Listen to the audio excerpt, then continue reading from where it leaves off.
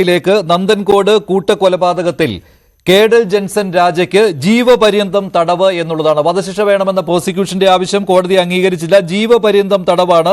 നന്ദൻകോട് 4 പേരെ, അച്ഛനെയും അമ്മയെയും സഹോദരിയെയും ബന്ധുവിനെയും കൊലപ്പെടുത്തിയ കേഡൽ ജെൻസൺ രാജയ്ക്ക് ജീവപര്യന്തം തടവാണ് തിരുവനന്തപുരം അഡീഷണൽ സെഷൻസ് കോടതി 6 ഇപ്പോൾ വിധിച്ചിരിക്കുന്നത്. നേരത്തെ മാനസിക ദൗർബല്യം ഉണ്ട് കേഡൽ ജെൻസൺ രാജയ്ക്ക് എന്നുള്ള വാദം പ്രതിഭാഗം ഉന്നയിച്ചതാണ്. പക്ഷേ അത് പിന്നീട് മെഡിക്കൽ ബോർഡ് കണ്ടെത്തിയിരുന്നു മാനസിക ദൗർബല്യം ഇല്ല എന്നുള്ളത്. ഒടുവിൽ വിചാരണ നടക്കുകയും പ്രതി കുറ്റക്കാരനാണെന്ന് കഴിഞ്ഞ ദിവസം കോടതി കണ്ടെത്തിയതാണ്. ഇപ്പോൾ വധശിക്ഷ വേണം എന്ന പ്രോസിക്യൂഷന്റെ ആവശ്യം തള്ളിയിട്ടുണ്ട് കോടതി. എന്നാൽ ജീവപര്യന്തം തടവ് ശിക്ഷയാണ് കേഡൽ ജെൻസൺ രാജയ്ക്ക്. അതിക്രൂരമായ കൊലപാതകമാണ് കേഡൽ ജെൻസൺ രാജ നടത്തിയത്. ഇത് കോടതിക്ക് ബോധ്യപ്പെടുകയുണ്ടായി. തിരുവനന്തപുരത്ത് നഗരഹൃദയത്തിൽ നന്ദൻകോട് ഏറെ സാമ്പത്തിക ശേഷിയുള്ള കുടുംബത്തിൽ അച്ഛനെയും അമ്മയെയും സഹോദരിയെയും ബന്ധുവിനെയും കൊലപ്പെടുത്തിയ കേഡൽ ജെൻസൺ രാജ എന്ന പ്രതിക്കാണ് ജീവപര്യന്തം തടവ് ശിക്ഷ ഇപ്പോൾ കോടതി വിധിച്ചിരിക്കുന്നത്. 2017 ഏപ്രിലാണ് ഈ സംഭവം ഉണ്ടായത്. 2 ദിവസങ്ങളിലായാണ് 4 കൊലപാതകങ്ങൾ പ്രതി നടത്തിയത്. ആദ്യം അമ്മയെ കൊന്നു, പിന്നെ അച്ഛനെ കൊന്നു, അതിനുശേഷം സഹോദരിയെയും അടുത്ത ദിവസം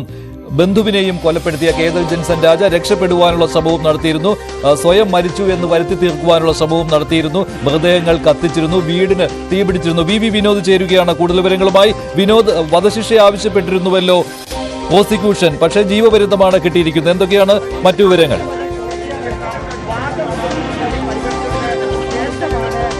മഞ്ജുഷ്, ഇപ്പോൾ കോടതിയുടെ വിധി വന്നിരിക്കുന്നു, അന്തിമ ഉത്തരവ് വന്നിരിക്കുന്നു. ജീവപര്യന്തം തടവ് 3 ലക്ഷം രൂപ പിഴയുമാണ് വിധിച്ചിരിക്കുന്നത്.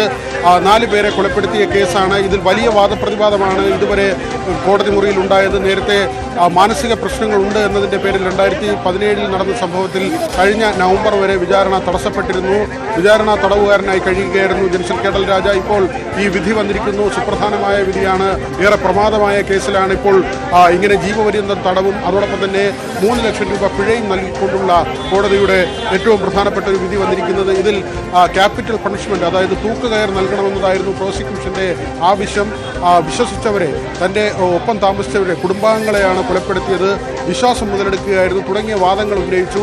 അപൂർവങ്ങളിൽ അപൂർവമായ കേസായി പരിഗണിക്കണമെന്ന വാദമായിരുന്നു. ഏതായിരുന്നാലും കോടതി ഈ കേസിൻ്റെ എല്ലാ വശങ്ങളും ഇഴകീറി പരിശോധിച്ചുകൊണ്ടാണ് ഇത്തരത്തിലൊരു വിധി പുറപ്പെടുവിച്ചിരിക്കുന്നത്.